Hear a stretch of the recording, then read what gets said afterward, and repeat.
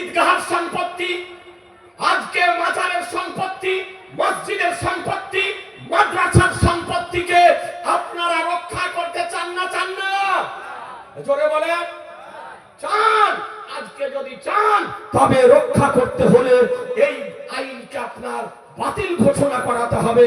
আর আইনকে বাতিল ঘোষণা করাতে হলে ওই পাঞ্জাবের কৃষকদের মতো আমাদেরকে রাস্তায় নামতে হবে। মুসলমান আপনাদেরকে মেসেজ দিয়ে যাচ্ছি, প্রয়োজন হলে ডাক দিলে যাবেন তো ইনশাআল্লাহ? যাবেন তো ইনশাআল্লাহ? ইনশাআল্লাহ।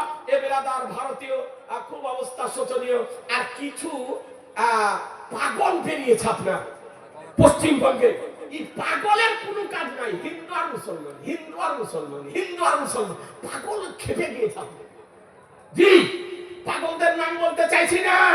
ও জাতি দাঙ্গা লাগিয়ে, সাম্প্রদায়িক দাঙ্গা লাগিয়ে ক্ষমতাতে আসতে চাইছে। কিন্তু পশ্চিমবঙ্গের মানুষ অত বোকা নয়, পাগল নয়।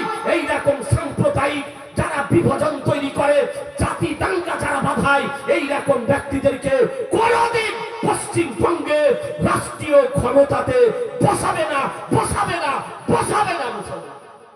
জি, এর জন্য আমাদেরকে সচেতন হতে হবে। কোন ব্যক্তি এইরকম ফাঁদে আপনারা কেউ পা দেবেন না। সাম্প্রদায়িক দাঙ্গার ফাঁদে কেউ পা দেবেন না। জাতি বিভাজনের দাঙ্গায় কেউ আপনারা পা দেবেন না।